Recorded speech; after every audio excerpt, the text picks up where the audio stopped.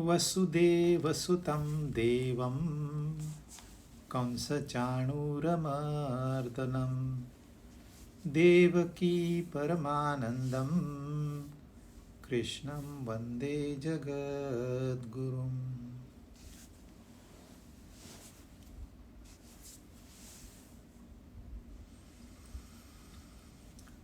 दसवें अध्याय के अंत में सारी विभूतियां बताने के बाद में कृष्ण ने अर्जुन से कहा था, ये सारा विश्व ब्रह्मांड, ये जितने भी ब्रह्मांड है या होंगे, वो मेरे किसी एक अंश में मौजूद है। अर्जुन ने तो उसको समझ में नहीं आई बात, उसने तुरंत कहा, तो फिर मुझे विराट रूप बताइए, आप वो रूप बताइए। अब कैसे वो रूप, क्या मुमकिन है देखना? मुमकिन नहीं है। फिर भी अर्जुन है, अर्जुन भक्त है, तो अब भगवान को भक्त की बात रखनी पड़ी। तो उन्होंने कहा, देख हे अर्जुन देख। फिर उन्होंने छठे श्लोक में बताया 33 कोटि देवता देख और 49 मरुत देख। ये 49 मरुत कौन है? मैंने आपको ये कहानी बताई थी। कश्यप ऋषि की मुख्य दो पत्नियां थी, दीति और अदिति, द्वैत और अद्वैत। तो अदिति के जितने पुत्र हुए वो देवता कहलाए, लेकिन दीति के पहले दो पुत्र हुए हिरण्यकश्यपु और हिरण्याक्ष। इनकी ख्याति है, दानवों में इनकी ख्याति है। परंतु एक बार दीति को ऐसा मन में आया कि ये इंद्र, जो कि अदिति का पुत्र है, जो कि देवताओं का राजा है, इसको मैं हराऊं मेरे पुत्र द्वारा। तो वो कश्यप ऋषि को मनाती है, कहती मुझे ऐसे पुत्र दो जो इंद्र को हरा सके। अब ये कश्यप, इंद्र भी तो कश्यप ऋषि का ही पुत्र है, तो कश्यप ऋषि कैसे मानेंगे उसकी बात? पर बहुत परस्यूएड करने के बाद मान जाते हैं। फिर जब उसका गर्भ ठहरता है, ये बात इंद्र को पता होती है। इंद्र कपट से आके दीति की सेवा करके उसका प्यार जीतकर उसके नींद में जब वो होती है, गर्भ में प्रवेश करता है और गर्भ के 7 टुकड़े करता है। यहीं रुकता नहीं, फिर हर एक टुकड़े के और 7 टुकड़े करता है। और ये जो 49 फिर गर्भ पैदा हुए, वो इंद्र को पहचान लेते हैं और इंद्र से उनकी दोस्ती हो जाती है। तो जब प्रसूति होती है तो दीति देखती है मेरे 49 पुत्र हुए, लेकिन ये इंद्र के साथ में है। जो इंद्र के साथ में है तो वो इंद्र को कैसे जीतेंगे, कैसे मारेंगे? पैदाइशी ही वो इंद्र के है। तो हालांकि दीति के पुत्र होने तो चाहिए दानव, पर हो गए देवता। यहां कृष्ण भगवान उनको देवताओं की कतार में रखते हैं। 33 कोटि देव और ये 49 मरुदगण। और ये क्या सिर्फ दीति और उनके पुत्रों की बात है? जी नहीं, ये हमारी बात है। हमारे भी गर्भ के 7 टुकड़े हुए और ये 7 टुकड़े हैं 5 ज्ञानेंद्रियां, मन और बुद्धि। ये हम एक नहीं है, ये 7 में विभाजन है और 7 विभागों का कार्य अलग अलग है और वो 7 विभागों का नियंत्रण हम करते हैं।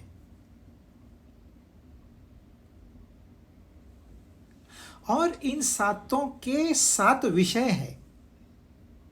जैसे आंख का विषय है रंग रूप, कान का विषय है शब्द, नाक का विषय है गंध, मन का विषय है भावनाएं, राग द्वेष, इच्छाएं, और बुद्धि का विषय है संसार में घूमना, इंफॉर्मेशन कलेक्ट करना, एनालिसिस करना, जजमेंट लेना और योग्य निर्णय लेना, योग्य या अयोग्य निर्णय लेना। तो ये सातों विषयों से 7 प्रकार से हम जुड़े रहते हैं। आप आम देखोगे आंख से, लेकिन फिर मन कहेगा छू के देख, फिर उसको छू के देखेंगे, उठा के देखेंगे, कोई लोग तो दबाते भी है। फिर कहेंगे नाक से उसको सूंघ ले, फिर रसना से रस ले। ये कौन कर रहा है? रस कोई रसना नहीं ले रही है, ये मन ले रहा है। और बुद्धि कहती है नहीं नहीं, ये तो सड़ा हुआ आम है, ये मत ले। तो एक विषय है, लेकिन ये हमारे सातों विभाग काम कर रहे हैं एक साथ में। इतना फास्ट काम करते हैं कि हमको लगता है ये है ही नहीं। जैसे लाइट ट्रैवल करती है, आप खाली आंख बंद करो तो ये प्रकाश चांद तक जाके भी आ गया, तो आपको लगता है ये तो गया ही नहीं। ऐसे ही हमारी इंद्रियां, मन, बुद्धि इतना फास्ट काम करती है कि हमको लगता है ये काम ही नहीं करती। जो हाई स्पीड में रहता है वो स्थिर लगता है, परंतु इस प्रकार से हमारी ये 7 गर्भ के टुकड़े, 7 विषय मिलके हो गए 49। और ये 49 जब वो 50वें के साथ में नहीं होते हैं तो ये दैत्य होते हैं। ये आंख आपसे इतने बुरे कर्म करवाएगी कि आप जिंदगी भर चक्की पीसते रहोगे। सेम थिंग विथ कान, same thing with mind, same thing with intellect. परंतु ये 50वें के साथ जुड़ गए तो ये देवता हो गए। फिर ये देखेंगे, भले बुरे का एनालाइज करेंगे, सिर्फ भला लेंगे, बुरा नहीं लेंगे। सुनेंगे, उनको पता है अंदर क्या जाना है। वो जो साफ साफ है वही अंदर जाएगा। सत्संग तुरंत अंदर चला जाएगा, कुसंग नहीं जाएगा, क्योंकि अब वो जुड़ गए हैं 50 के साथ में। तो ये कहानियां उन्होंने बच्चों के लिए कही, क्योंकि फिलॉसफी बच्चों को सीधी सीधी नहीं दी जा सकती। उनकी समझ अब तक, उनकी बुद्धि डेवलप नहीं हुई है। और चाहे 80 साल का इंसान हो जाए, वह आध्यात्मिक दृष्टि से वो बच्चा ही है अभी तक उसकी बुद्धि डेवलप नहीं हुई है, अगर उसने कोशिश नहीं की है। तो शारीरिक उम्र का और आध्यात्मिक उम्र का संबंध नहीं है, वो अलग विषय है, ये अलग विषय है। इसलिए आप 50वें को जान लो, झंझटें खत्म। इसलिए हम कह रहे हैं ये 49 देख, क्योंकि 50वें तो वो स्वयं है। ये सब मेरे में ही है, ये 49 मेरे में ही है, सब के अंदर है। इनको कौन से काम पे लगाना है आप डिसाइड करिए। 7वां श्लोक। इहैकस्थं जगत् कृत्स्नं पश्चाद्य सचराचरं मम देहे गुणाकेश यच्चान्याद् द्रष्टुमिच्छसि। हे गुणाकेश, हे अर्जुन, मेरे इस शरीर के एक देश में चर और अचर, इनके सहित पूर्ण जगत को देख। हमारा ध्यान कहाँ जाता है? जो मूविंग है। आपने टीवी ऑन की, खाली एक ही पिक्चर है तो आप देखोगी नहीं उसको, परंतु पिक्चर चेंज हो रहा है तो आप देखोगे, अपने आप ध्यान वहाँ चला जाएगा। तो हमको लगता है जो चर है वही दुनिया है, नहीं, अचर भी दुनिया है। इसके सिवाय और भी जो कुछ देखना चाहता है वो भी देख ले। अगर तुझे भविष्य देखना है कि ये युद्ध कौन जीतेगा, वो भी देख ले। क्योंकि परमात्मा में तो काल है ही नहीं, वो कालातीत है। जो तुझे जानना है वो जान ले। अब तुझे मैंने फ्रीडम दिया है, परंतु अर्जुन कुछ देख नहीं पा रहे। कृष्ण भगवान कह रहे देख अर्जुन देख। उसको गुड़ाकेश कहा है क्योंकि अर्जुन का नींद पे पूरा काबू था। उसको बोल दो नहीं सोना है तो नहीं सोना का, इसलिए उसको गुड़ाकेश कहा है। और मेरे शरीर के, अब मेरा शरीर उन परमात्मा का शरीर है ही नहीं। शरीरधारी तो फिर वो परमात्मा नहीं रहे, फिर वो तो जीव हो गए। परंतु यह जो अनंत ब्रह्मांड है, ये रहता कहां है?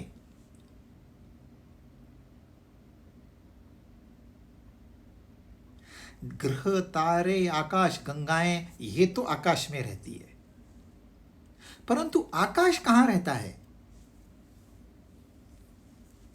ये प्रश्न तो आएगा ही आएगा। जो आध्यात्मिक अभ्यास करेगा उसको ये प्रश्न आज नहीं तो कल, 10 साल, 20 साल, 50 साल, अगले जन्म कभी तो आएगा ही आएगा। सारी चीजें तो चलो आकाश में, ये मान लिया, लेकिन आकाश का कहां स्थान है, वो कहां रहता है, उसका आधार क्या है? तो इसके लिए काल्पनिक शरीर दिया गया है उसको। अब वो शरीर का ना आदि है ना अंत है। ऐसा शरीर, हमको क्या पता है, एक बाउंड्री होती है शरीर की। ये बाउंड्री लेस शरीर है, इसकी कोई सीमा नहीं है, असीम। इस शरीर के एक देश में, कहीं भी, पैर के नाखून में देख ले, बालों में देख ले, कहीं भी देख ले, एक अंश में, एक देश में, चराचर सहित ये सृष्टि में हमारा ध्यान कहाँ जाता है? कम से कम ध्यान वहां जाता है जो अचर है, पत्थर पड़े हैं, पहाड़ खड़े हैं, इनकी तरफ ध्यान नहीं जाता ज्यादातर। पर है, हमें पता तो है ये है। इनके सिवाय पेड़ पौधे हैं, वेल है, लताएं हैं। फिर उनके बाद में जमीन पे चलने वाले प्राणी है, पानी में रहने वाले प्राणी है, आकाश में उड़ने वाले पक्षी है, प्राणी है, और फिर इंसान है। ये सारा का सारा जगत मेरे अंदर है।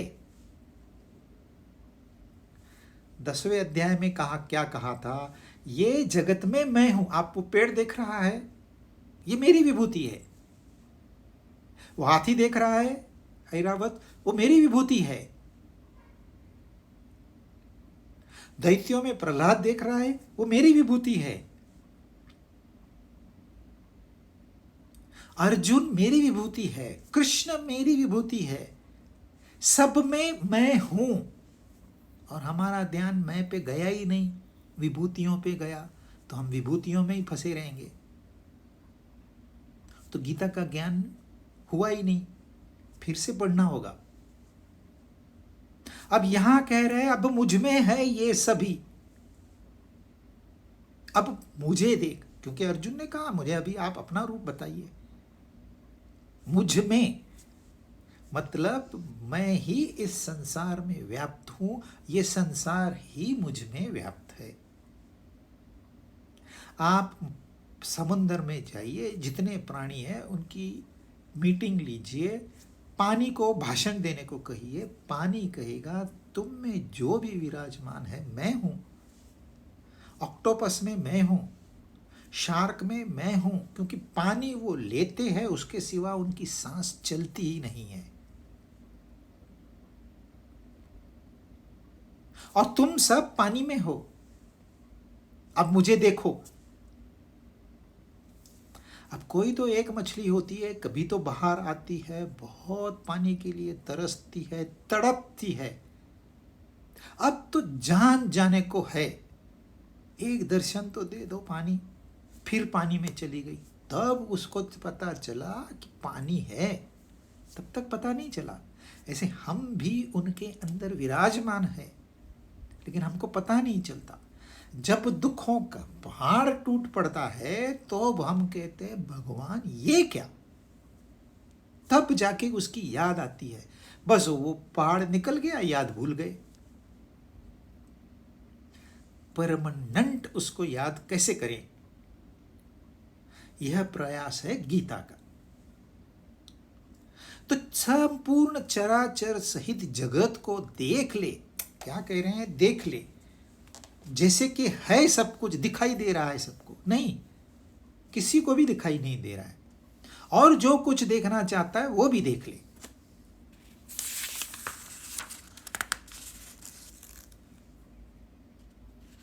अब कृष्ण भगवान के ध्यान में बात आ गई कि अर्जुन तो कुछ देख नहीं पा रहा है, और उनको पहले भी पता था अर्जुन कुछ ऐसे देख नहीं पाएगा, पर थोड़ी तो कोशिश कर, यदि देख सकता है तो देख। जैसे मैंने कहा आपको कि इस 49 मरुदगण कौन है, जब यह ज्ञान हो गया तो हम देख सकते हैं। देखना ये सिर्फ आंख का काम नहीं है, देखना बुद्धि से भी देखा जा सकता है। अंधा आदमी अपने हाथ से अक्षर देख लेता है। एक अंधा आदमी अपनी जुबान के सहारे से एक पहाड़ चढ़ गया, जो कि आंख वाला भी नहीं चढ़ सकता।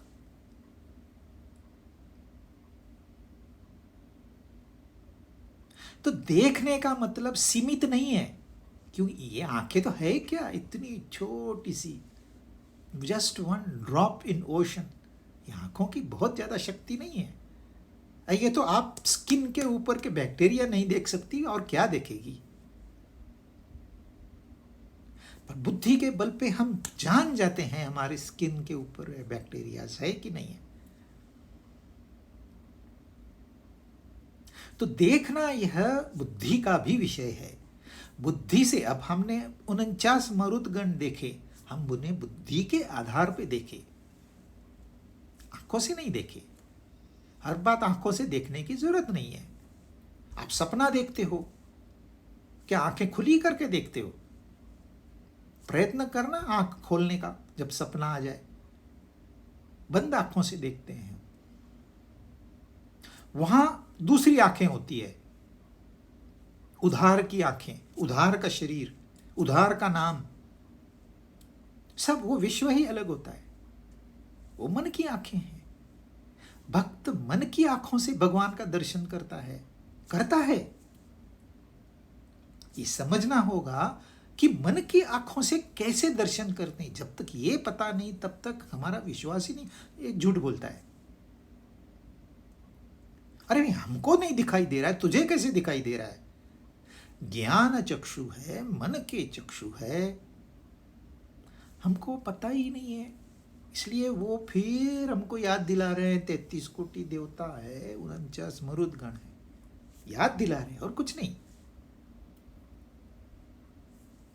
न तु माम शक्यसे द्रष्टुम अनेन एव स्वचक्षुषा दिव्यं ददामि ते चक्षुः पश्य मे योगमैश्वरम्। 8वां श्लोक।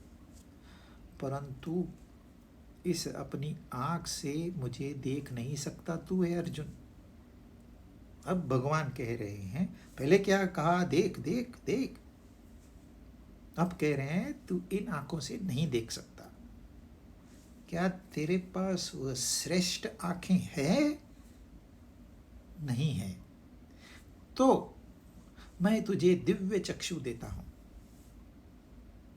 जिससे तू मेरी ईश्वरीय सामर्थ्य को, यानी कि उस विराट रूप को, उस योग को देख पाएगा। मैं तुझे टेम्पररी विजन देता हूं। मैं तुझे ऐसे कैमरा लगा देता हूं कि तू देख पाएगा। ये टेक्नोलॉजी आज जो हमारे साथ में है, ये हमने फिजिक्स, इलेक्ट्रॉनिक्स वगैरह यहाँ इस क्षेत्र में उन्नति की है, तो हमको लगता है यही उन्नति है। मंत्र में भी शक्ति होती है ये हमें पता ही नहीं है। बाणों से भी अस्त्र शस्त्र चलाए जाते हैं ये हमें पता ही नहीं है। क्योंकि टेक्नोलॉजी कहाँ डेवलप हुई है, उस जमाने की टेक्नोलॉजी अलग थी, आज की टेक्नोलॉजी अलग है, इसकी तुलना नहीं हो सकती। परंतु हम किसी को एक कैमरा पहनाकर आंख पे बोल सकते हैं देख चांद पे क्या हो रहा है, या मंगल की जमीन कैसे दिखती है देख। ऐसे तो कोई देख नहीं पाएगा, परंतु जब वो वीडियो प्ले करते हैं तो वो देख लेता है। तो वैसे ही कृष्ण भगवान अब अर्जुन को अपने योग सामर्थ्य से, अपने पास जो उच्च कोटि का ज्ञान है वो उसको प्रदान कर रहे हैं टेम्पररीली, ताकि उसको कुछ तो आइडिया आ जाए। जब हम मंगल की जमीन कैसे देखते हैं, इसका मतलब हमने मंगल जान लिया ऐसे नहीं है, देख तो लिया, पत्थर पड़े हैं, मट्टी पड़ी है और कुछ है ही नहीं, पता नहीं वो पत्थर हीरे के हैं या बर्फ के हैं, हमें पता नहीं, लेकिन दिखने में पत्थर दिखते हैं। उनमें ऊर्जा है कि नहीं है, पानी है कि नहीं है, हमें नहीं पता, पर देख लेते हैं हम। शास्त्रज्ञों ने अपने ज्ञान चक्षु से चांद पे पानी देखा।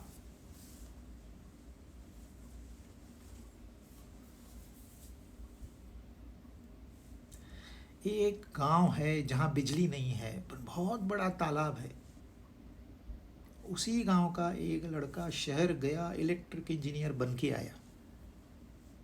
वो कहता है तालाब में क्या बिजली है, मैं एक गांव नहीं 10 गांव नीचे के रोशन कर सकता हूं, तुम लोग अंधेरे में क्यों रहते हो, मेरी बात मानो, मैं पूरी बिजली से जगमगाहट कर दूंगा, तुम लोग रात में भी पढ़ सकोगे, तुम मूवी देख सकोगे, पंखे चला सकोगे। ये क्या बात करता है, पानी में हम रोज नहाते हैं, इसको पीते हैं, इसमें काहे की बिजली आपको नहीं दिखाई देगी, क्योंकि इसके पास वो चक्षु है, दिव्य चक्षु है, उसको ही दिखाई देगी, सबको नहीं दिखाई देगी। जिसने वह दिव्य शक्ति प्राप्त की है उसको दिखाई देगी। फिर उसमें से एक दो असिस्टेंट है, उनको कुछ एक्सपेरिमेंट करके बताएगा वो इलेक्ट्रिक इंजीनियर, वो कहेंगे हाँ हम भी जानते हैं, हमने, हालांकि वो जानते नहीं है। इलेक्ट्रिक इंजीनियरिंग 4 साल और इनको 4 मिनट में समझाया, थोड़ा कल्पना आ गई, बस अर्जुन को वो कल्पना देनी है, इसके लिए भगवान उसको दिव्य चक्षु प्रदान कर रहे हैं। तू इन आंखों से नहीं देख सकता, और हम लोगों के लिए ये संदेश है कि अपने इंद्रियों पे पूरा विश्वास मत करिए, ये धोखा देती है, जो जैसा नहीं है वैसा दिखाती है और जैसा है वैसा नहीं दिखाती।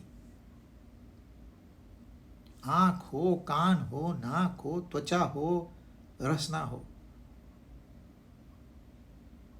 जो आपकी रसना को बहुत अच्छा लगता है शायद आपके लिए घातक हो, जो अच्छा नहीं लगता वो शायद आपके फायदे का हो। छोटे बच्चों को दवा की गोली अच्छी नहीं लगती, हम जबरदस्ती देते हैं उसको, तो ये इल्यूजरी है। इंद्रियों पे विश्वास नहीं रखना चाहिए, ये मन उनका ही जोड़ीदार है, उस पर भी विश्वास नहीं रखना चाहिए। ये जो हमारी स्थूल बुद्धि है ये भी इनकी ही बॉस है, उसको संसार में उतना ही इंटरेस्ट है जितना मन को है और इंद्रियों को है, तो ये सारे सातों वहीं भाग जाते हैं अपने सातों विषयों में और पूरा डैमेज करके रखते हैं हमको। इसलिए उन्होंने शुरुआत में हाईलाइट किया, ये देख सकता है तो देख, कोई देख सकता है कोई नहीं देख सकता है। पश्य में योगम ऐश्वर्यम, कोई नहीं देख सकता योग के ऐश्वर्य को। कृष्ण भगवान के पास जितनी जो शक्ति है उसे कोई नहीं देख सकता, फिर भी वो कह रहे हैं मैं तुझे दिव्य दृष्टि देता हूं। ये भगवद गीता दिव्य दृष्टि ही है। जो नहीं देख सकते वो देखने का सामर्थ्य इस गीता से प्राप्त होता है। हाँ, सिर्फ गीता से ही होगा ऐसे नहीं, और भी ग्रंथ है, और भी शास्त्र है। परंतु ये क्या होता है, ये हमारे लेवल पे बात कर रही है। अगर आप सोचते हो आप तो बहुत नीचे हो, तो भागवत आपको वही काम करा देगी। आप सोचते हो नहीं नहीं मैं तो इससे ऊंचा हूं, तो उपनिषद आप वही काम करा देगी।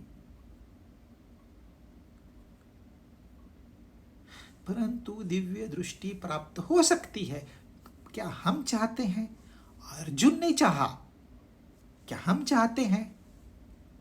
हम चाहेंगे तो हमें भी दिव्य दृष्टि प्राप्त होगी।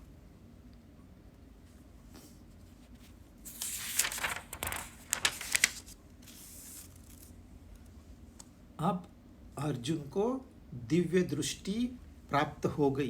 पहले नहीं देख पा रहे थे अर्जुन, अब दृष्टि प्राप्त हो गई। लेकिन दृष्टि प्राप्त होने के बाद भी अर्जुन को कुछ साफ साफ दिखाई नहीं दिया, क्योंकि दिव्य दृष्टि पाने से तुरंत कोई देख नहीं पाएगा।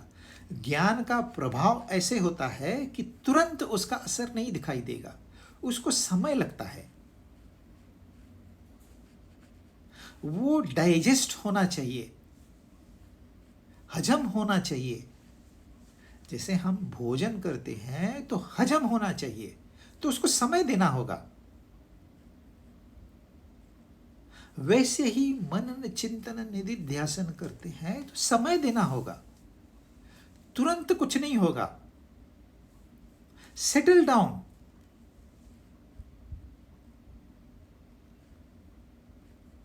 तो इसके लिए यह दिव्य दृष्टि प्राप्त होने के बाद अर्जुन चुप हो गया। तो क्या हुआ, अर्जुन कैसे रिएक्ट कर रहा है उस दिव्य दृष्टि को, वो संजय बता रहे हैं धृतराष्ट्र को। आपने यदि पहला श्लोक याद है तो धृतराष्ट्र ने संजय से ये पूछा था कि इस युद्ध भूमि में क्या क्या हो रहा है मेरे पुत्र और पांडु के पुत्रों के बीच में। हालांकि थे सारे के सारे उनके ही पुत्र। जो ज्येष्ठ होता है वो क्या बोलता है मेरे भाई के पुत्र मेरे नहीं है, पर धृतराष्ट्र है, अंधे हैं बेचारे, वो क्या करेंगे, वो मजबूर है। अंधा मतलब मोहित, मोह में जो फंस गया है, वो लाचार है। तो संजय उनको नैरेट कर रहे हैं क्या क्या हुआ। कृष्ण भगवान ने ऐसे ऐसे कहा, अर्जुन ने ऐसे ऐसे कहा, संजय बता रहे हैं। वही यहां कंटिन्यूएशन है। अब संजय क्या कहते हैं। संजय उवाच एव मुक्ता ततो राजन् महायोगेश्वरो हरिः दर्शयामास पार्थाय परमं रूपमैश्वरम्। हे राजन, हे धृतराष्ट्र, ऐसा कहकर महायोगेश्वर हरि इन्होंने अर्जुन को परम ऐश्वर रूप दिखाया, जिसको हम विराट रूप कहते हैं, वो दिखाया। ऐसा कह जो अब तक कहा उन्होंने कि तू इन आंखों से नहीं देख सकता, मैं तुझे दिव्य दृष्टि देता हूं। अब वो रूप दिखा रहे हैं, है ना। इसके पहले वो अर्जुन को ये बता रहे थे तू नहीं देख सकता। भगवान की कृपा के सिवा कुछ नहीं होगा, ये बात पक्की है। यह समझ अर्जुन को नहीं थी, उसको ये समझ कराने के लिए वो कह रहे थे पश्य पश्य पश्य। अब उन्होंने कृपा करके उसको दिव्य दृष्टि प्राप्त की, दिला दी। ददामी, मैं देता हूं, यह भी ध्यान देने जैसी बात है। पहले उन्होंने ददामि बुद्धि योगम 10वें अध्याय में 10वां श्लोक, वैसे ही ददामि दिव्य दृष्टि।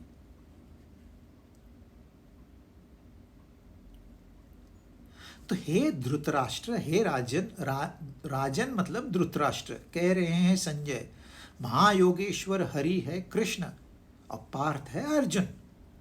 तो हे राजा, इस प्रकार कह के कृष्ण भगवान ने अर्जुन को अपना विराट रूप बताया। अब यहां महायोगेश्वर कहा है संजय ने, अर्जुन ने योगेश्वर कहा था और योगिन भी कहा था। तो अर्जुन भी भक्त है, उसने तो शरणागति पत कर ली थी दूसरे अध्याय में ही कि तू मेरा गुरु है, मुझे बता मैं क्या करूं, मैं तेरी शरण में आता हूं, अर्जुन ने कहा था कृष्ण को।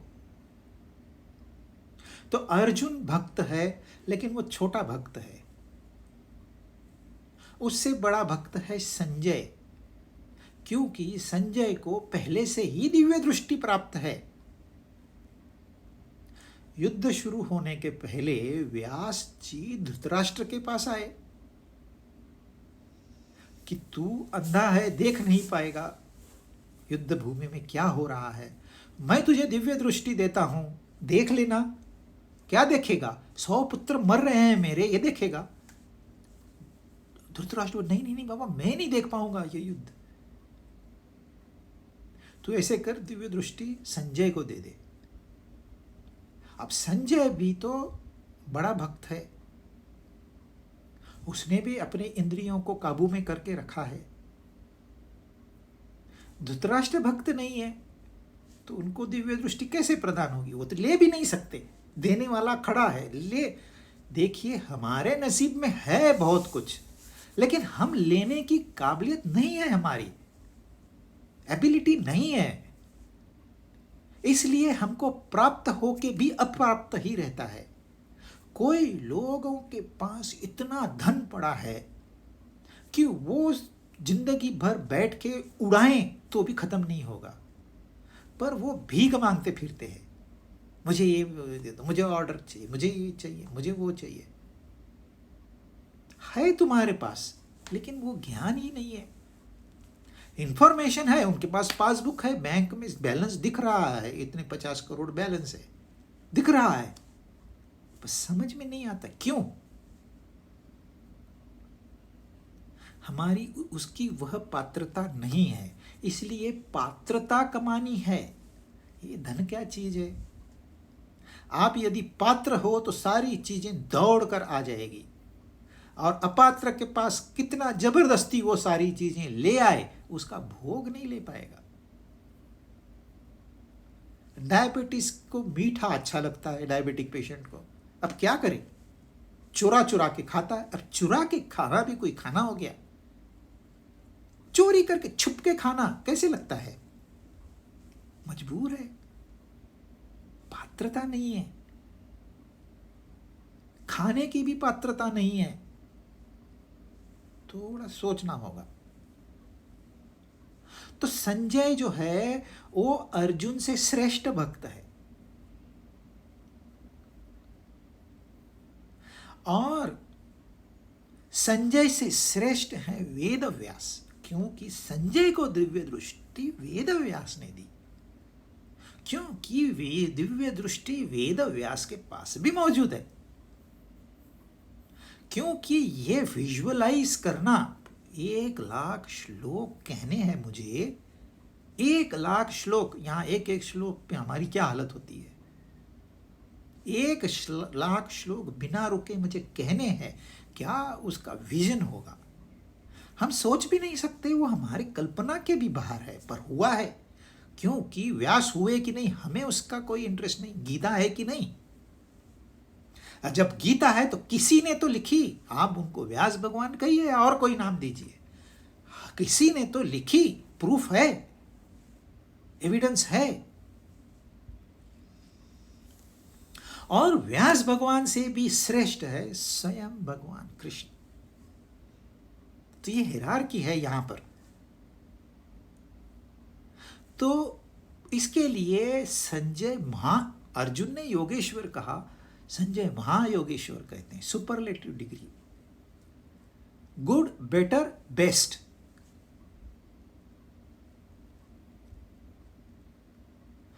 अब वो कमेंट्री दे रहे हैं कि भगवान ने अपना विराट रूप, और कितने आसानी से कह रहे हैं, जैसे कि इनको पहले ही पता है विराट रूप क्या होता है। संजय को भी पता नहीं था।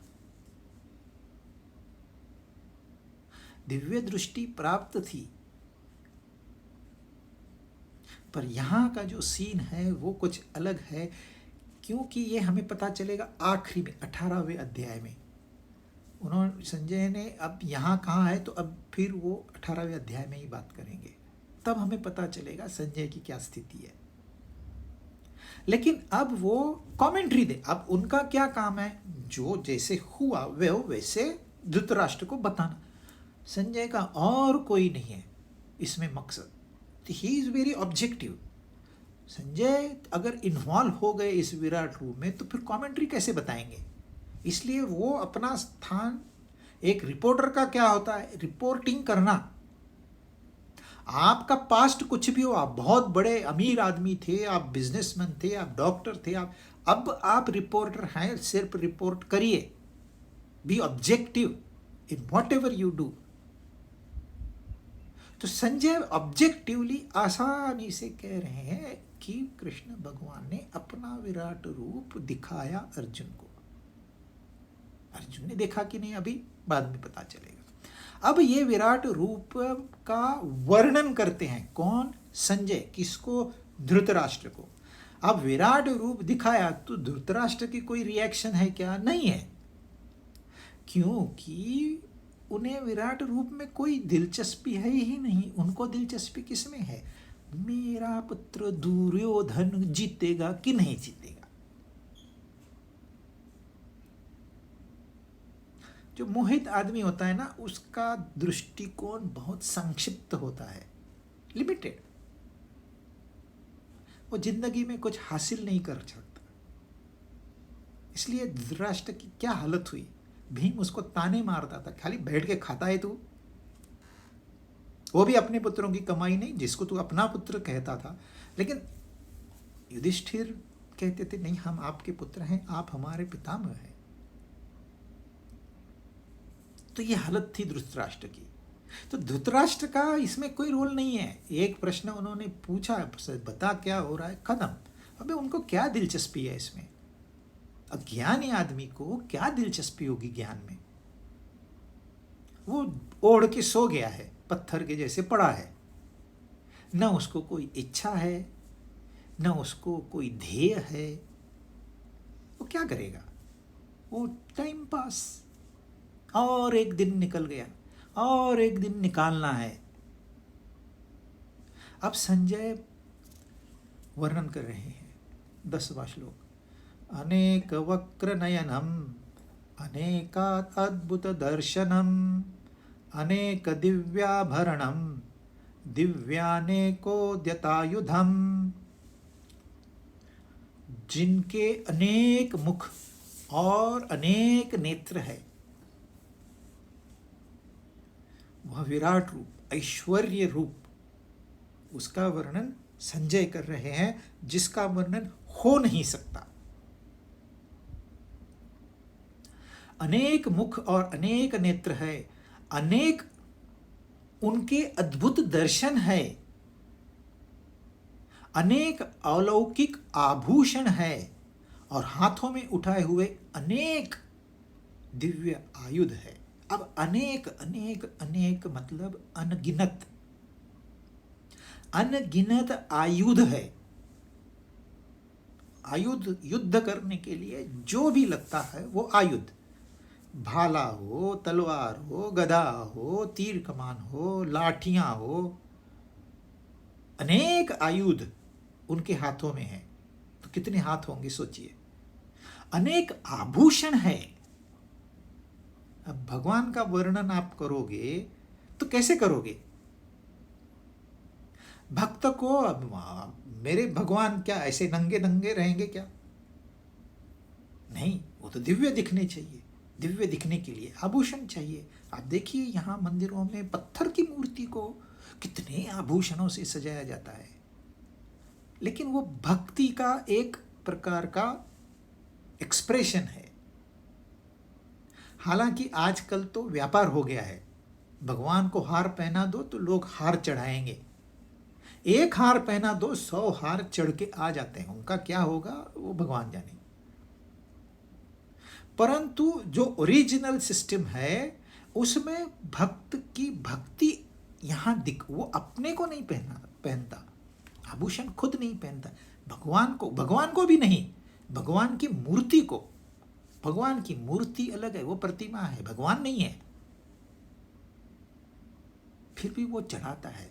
तो उसका तो यही थिंकिंग है, भगवान मतलब अनेक आभूषण होने चाहिए, उनके अनेक दर्शन है, अनेक मुख है, मतलब वो देख के ही आपने नतमस्तक होना चाहिए। ऐसा वर्णन अब संजय कर रहे हैं, जस्ट बिगिनिंग। परंतु थोड़ा सा यदि हम अभ्यास करें तो ये मुख जो है, अब मैंने आपको बताया था 5 कर्मेंद्रियां हैं, 5 ज्ञानेंद्रियां हैं। ज्ञानेंद्रियां से हम दुनिया भर का ज्ञान लेते हैं, उसको मन में प्रोसेसिंग करते हैं, बुद्धि में प्रोसेसिंग करते हैं, फिर जो कर्मेंद्रियां हैं उससे कर्म करते हैं। अब जो मैं बात कर रहा हूं कर्मेंद्रियों से काम चल रहा है, ये मेरे हाथ हिल रहे हैं, डुल रहे हैं, ये कर्मेंद्रिय अपना काम कर रहे हैं बेस्ड ऑन जो भी इस पुस्तक से आया अंदर, फिर उसका विश्लेषण हुआ, परमिटेशन कॉम्बिनेशन हुआ, और फिर एक्शन कर रहे हैं मेरी हाथ, मेरी टंग। तो 5 इंद्रियां हैं ज्ञानार्जन के लिए, 5 इंद्रियां हैं कर्म करने के लिए। मुख जो है वो कर्मेंद्रियों का प्रतीक है, नेत्र जो है वो ज्ञानेंद्रियों का प्रतीक है, क्योंकि मुख और आंख ये प्रमुख है। तो क्या समझे? हम संसार में घूमते हैं, अपना जीवन काटते हैं, मतलब क्या करते हैं? मतलब हम अनुभव लेते रहते हैं। अभी मैं ऑफिस गया, अभी मैंने ड्राइविंग की, अभी मेरे को फ्रेंड के पास मिला, अभी मैं जिम गया, एक एक अनुभव जोड़ते जोड़ते जोड़ते दिन गुजरा, साल गुजरा, सारी उम्र गुजर गई। अब जो आखिरी का अनुभव है वो सिर्फ नहीं होगा मुझे, क्योंकि मैं रहूंगा ही नहीं वहां। ये छोटा मैं, बड़ा मैं रहेगा। तो यह जो अनुभवों की श्रृंखला है, इसी को तो जीवन कहते हैं, अनुभव धारा। तो यह जो जिसके अनेक मुख है, अनेक नेत्र है, यह कौन है? यह अनुभव करने वाला है, एक्सपीरियंसर, यानी कि जिसको हम मैं कहते हैं। मैंने ये देखा, मैंने वो किया। और अद्भुत दर्शन है, मतलब जो अनुभव हुआ, जिसका अनुभव हुआ। मैंने मूवी देखी तो मूवी का अनुभव हुआ, तो मैं हूं एक्सपीरियंसर, और वो जो मूवी है वो है एक्सपीरियंस्ड। मैं हूं दृष्टा, और वो है दर्शन। अब ये दोनों के दोनों एक ही में देख रहा है। कौन? संजय। हम क्या करते हैं? मैं हूं अनुभव करता, और वो है जिसका मुझे अनुभव हो रहा है। दो है, लेकिन परमात्मा में ये दो नहीं है, क्योंकि अनुभव करता और जिसका अनुभव हो रहा है वो एक ही है। कभी मौका मिलेगा तो और विस्तार से चर्चा करेंगे। तो ये दोनों एक ही में संजय को दिखाई दे रहे हैं। जिसके पास दिव्य दृष्टि है उसे ये पता है कि ये अलग है ही नहीं। जिस तत्वों से अनुभव करता बना हुआ है उसी तत्वों से जिसका अनुभव हो रहा है वो बना है। गाने वाला मैं ही हूं, सुनने वाला भी मैं ही हूं, मुझ में ही है दोनों। अनेक अलौकिक आभूषण, अनेक दिव्य, यहां सारा का सारा अलौकिक है, दिव्य है, डिवाइन। क्यों? अभी संजय इतना बड़ा भगवान का भक्त भगवान का वर्णन कर रहा है, कैसे करेगा? वो तो भावुक हो गया है, पर अपनी भावना उसको ज्यादा दिखानी नहीं है, नहीं तो फिर धृतराष्ट्र को बुरा लगेगा। है तो राजा, अंधा है पर है तो राजा। तो अनेक अलौकिक आभूषण, ये धृतराष्ट्र को थोड़ा सा,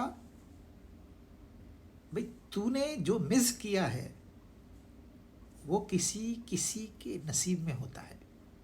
ये अलौकिक है, दिव्य है। धृतराष्ट्र को पछतावा हो, इसलिए संजय अलौकिक अलौकिक कह रहा है, दिव्य कह रहा है। दिव्य आभूषण है और दिव्य आयुध है। आभूषण हम कब पहनते हैं? जब कोई मंगल कार्य होता है तब आभूषण पहनते हैं। मंगल का मतलब शांति। आयुध कब उठाते हैं? जब युद्ध होता है। अरे युद्ध है नहीं तो आयुध की क्या जरूरत है? चलो तैयार करके रख दिए वहां तक ठीक है, उठाना क्यों है?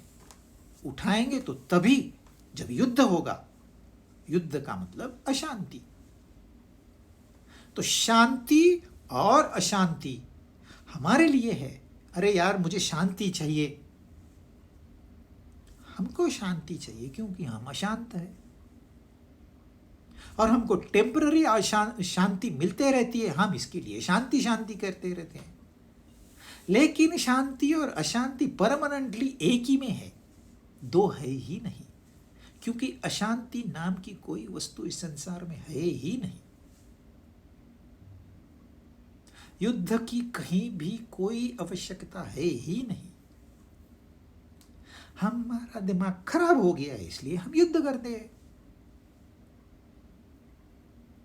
दूषितपना आ गया है उसमें, इसको बोलते हैं खराब हो गया। जैसा दिखाई देना चाहिए वैसे दिखाई नहीं देता, हमको शत्रु दिखाई देता है।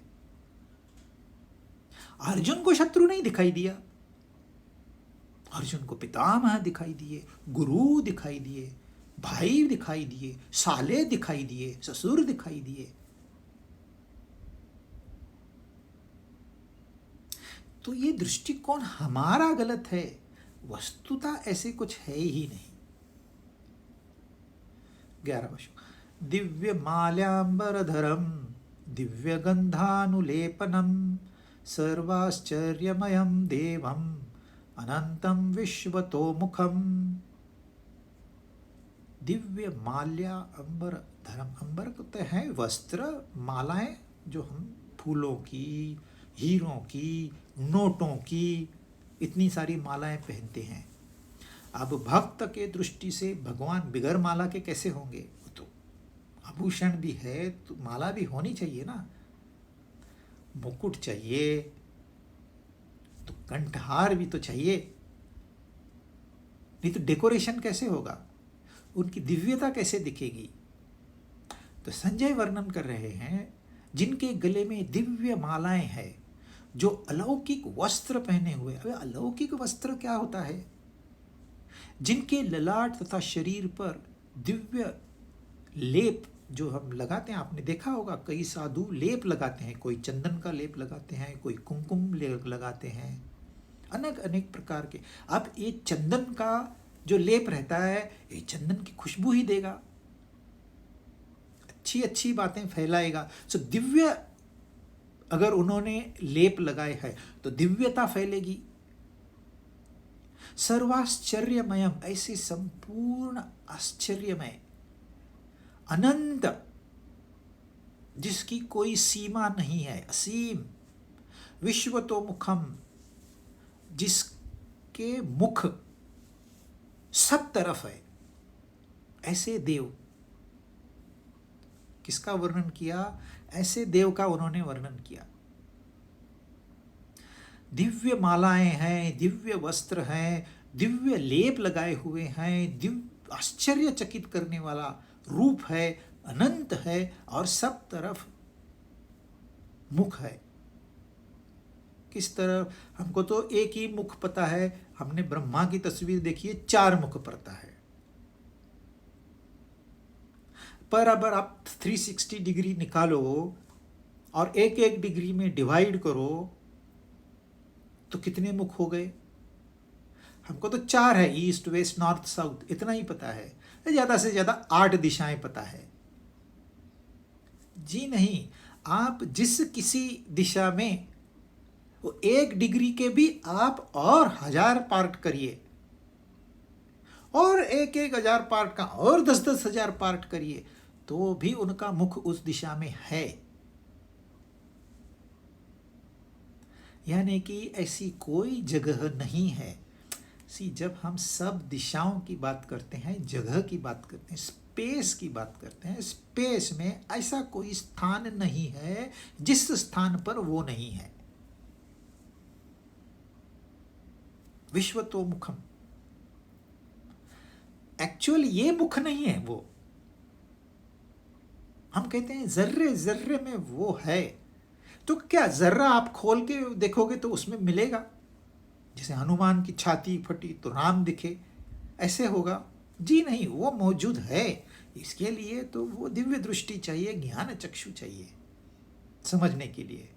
ये हम बुद्धि से देखते हैं। हमारे अंदर एक शक्ति है, अंतरात्मा की शक्ति, उस शक्ति के सहारे देखते हैं, तब ये ज्ञान होता है कि वो अनंत है। अनंत विश्वतोमुखम, ये तो व्याख्या हो गई भगवान की। अनंत मतलब जो समाप्त न हुआ है न होगा। उदाहरण के तौर पर काल, काल न समाप्त हुआ है न समाप्त होगा। आकाश न समाप्त हुआ है न समाप्त होगा। पहले तो इसका कल्पना नहीं आती थी, आजकल तो साइंस ने इतना डेवलपमेंट कर दिया। वो बोलते हैं 50 मिलियन लाइट ईयर्स अवे एक ब्लैक होल था, है नहीं। बहुत लोग कहते हैं है नहीं। अरे 50 लाख साल पहले वो वहां था, आज दिखाई दिया।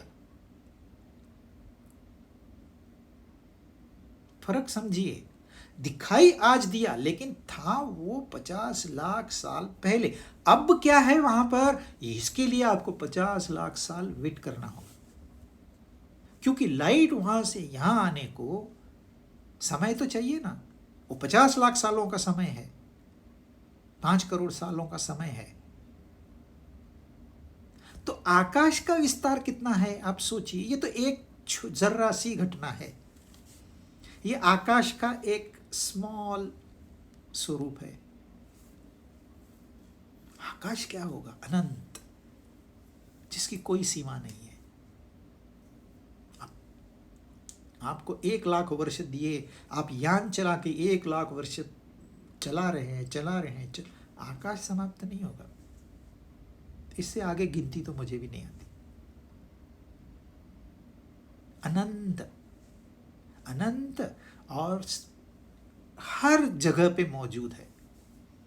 अनंत काल के रूप से हो गया, विश्वतोमुखम स्पेस के दृष्टिकोण से हो गया।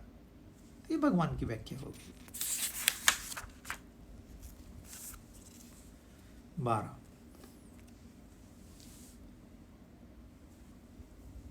अब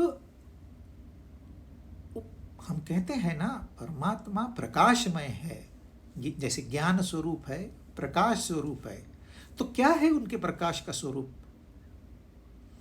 दिवि सूर्य सहस्रस्य भवेद्युगपतुत्तथा यदि भासदृशी स्यात् भास्तस्तस्य महात्मनः।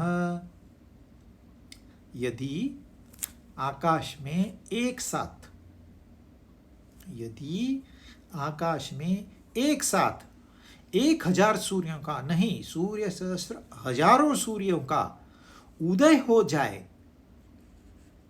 तो भी उनका प्रकाश उस महात्मा के प्रकाश के समान शायद ही हो। मतलब यदि हजारों सूर्यों का उदय हो भी जाए तो भी वह तुच्छ ही है उनके प्रकाश के सामने। संजय कह रहे हैं धृतराष्ट्र को, अर्जुन ने नहीं कहा ये।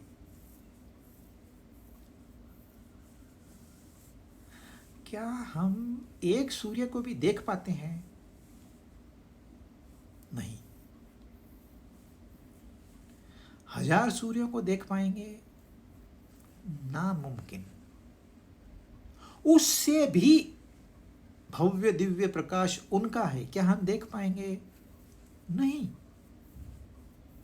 इन आंखों से नहीं। तो फिर संजय ने कैसे देखा? ये सिर्फ तुलना है। आप तारे देखते हो आकाश में, अब हमको तो इतना पॉल्यूशन हो गया तारे भी नहीं दिखाई देते ठीक से, लेकिन जहाँ पॉल्यूशन फ्री है वहाँ आप देखो, आपको हजारों लाखों तारे दिखाई देंगे।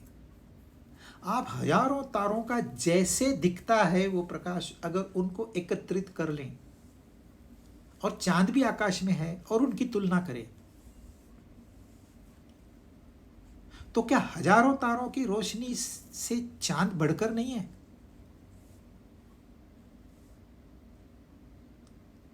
अब हजारों चांद आप इकट्ठा कर लीजिए, उसकी रोशनी को इकट्ठा कर लीजिए,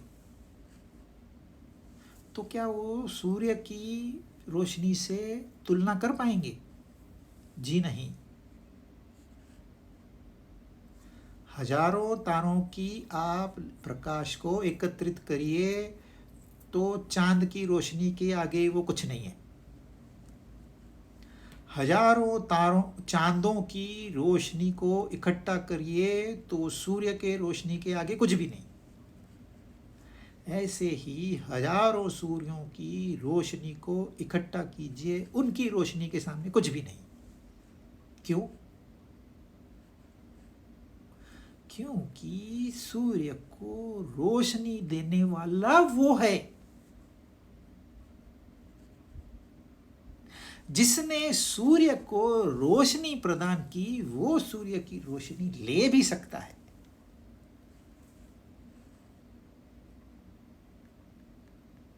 जो देने वाला है वो लेने वाले से महान है।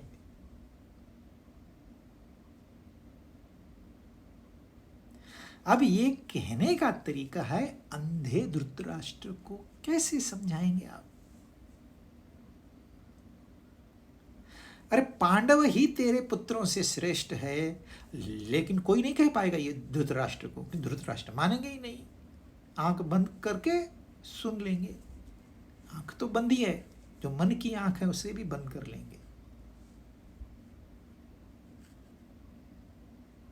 तो ये समझा रहे हैं कि अरे जिसने सूर्य को रोशनी प्रदान की है, ऐसे तू हजारों सूर्य नहीं, लाखों सूर्य नहीं, करोड़ों सूर्य इकट्ठा कर। जो देने वाला है उसकी क्या तुलना होगी? चांद को रोशनी सूर्य से मिलती है, क्या कभी चांद की रोशनी सूर्य की रोशनी से तुलना की जा सकती है? 15 दिन तो चांद दिखता ही नहीं है, ऐसा नहीं है कि होता नहीं है। कभी तो आधा ही दिखा, एक दिन पूरा दिखाई देता है। सूर्य की कृपा, यह तुलना है।